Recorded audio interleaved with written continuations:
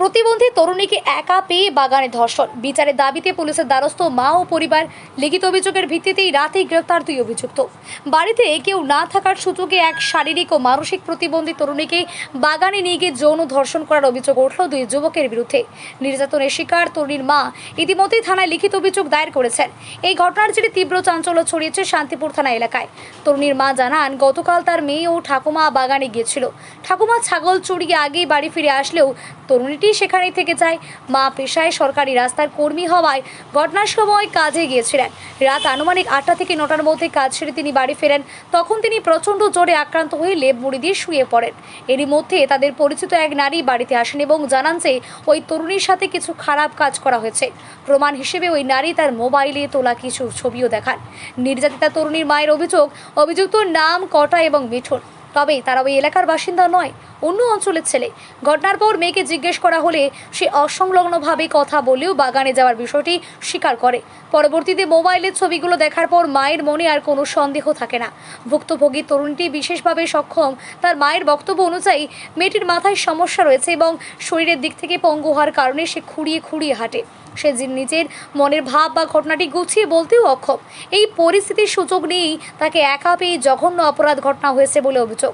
অভিযুক্তদের দৃষ্টান্তমূলক শাস্তির দাবিতে ইতিমধ্যেই নির্যাতিতার পরিবার থানায় অভিযোগ দায়ের করেছে। রাজ্যের বর্তমান পরিস্থিতি ও প্রশাসনের উপর আস্থা রেখে নির্যাতিতার মা বলেন, পুলিশ বলেছে ওদের শাস্তি হবে, আমরা সরকারের উপর আস্থা রাখছি। মুখ্যমন্ত্রীও এই ধরনের ঘটনার কড়া তদন্তের নির্দেশ দিয়েছেন। তাই আমরা আশাবাদী যে আমার মেয়ে ন্যায় বিচার পাবে এবং দোষীরা রেহাই পাবে না।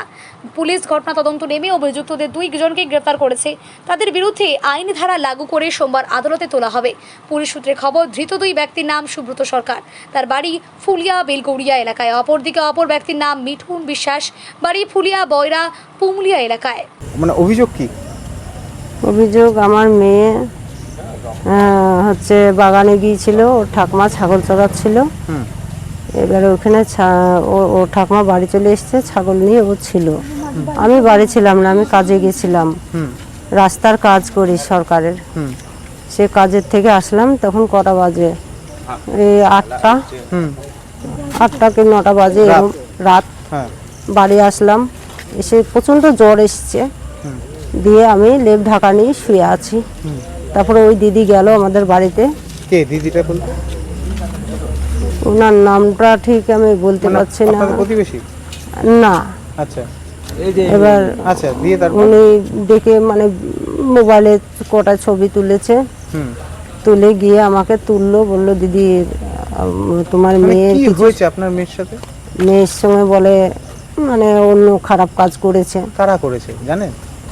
কারা করেছে আমি তো ঠিক মানে আমি তো দেখিনি চোখে, আমি তো কাজে গেছিলাম। যে কটা আর মিঠুন, ওরা দুজনা ছিল, এদেরকে দেখা যাচ্ছে। এরা কি আপনাদের পাড়ারই ছেলে? না। আচ্ছা, অন্য জায়গায়? অন্য জায়গার। কেন এরকম করলো কিছু জানেন? না। আপনার মেয়ের কি শারীরিক কোনো সমস্যা আছে? হ্যাঁ, হ্যান্ডিক্যাপ, মাথার ডিবেক আছে, একদিকটা পঙ্গু, মানে খুঁড়ি খুঁড়ি হাঁটে।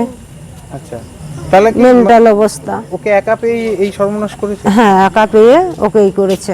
আমরা বাড়িতে কেউ ছিলাম না, ওকে ডেকে নিয়ে এই করেছে। ওরা কি নেশা ফেশা করেছিল কিনা কিছু খবর পেয়েছে? না, আমি সঠিক এটা বলতে পারবো না। নেশা করেছিল। কি চাইছেন এখন?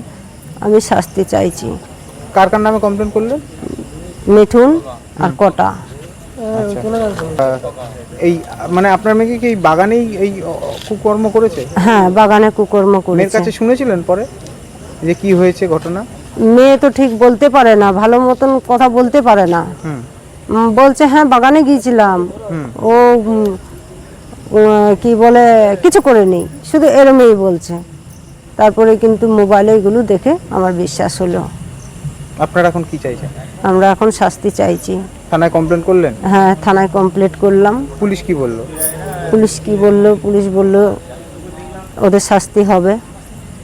কি আস্থা রাখছেন সরকারের উপর? হ্যাঁ, রাখছি। মুখ্যমন্ত্রী বলেছে শাস্তি দেওয়া হবে, বলেছে ওদের শাস্তি হবে, শাস্তি পাবে। রাজ্যের মুখ্যমন্ত্রীও তো এইসব বিষয় এখন রীতিমতো ভালোভাবে মানে বিষয়টা তদন্ত করার নির্দেশ দিয়েছে। সেক্ষেত্রে কি মনে হচ্ছে এবার শাস্তি পাবে? হ্যাঁ।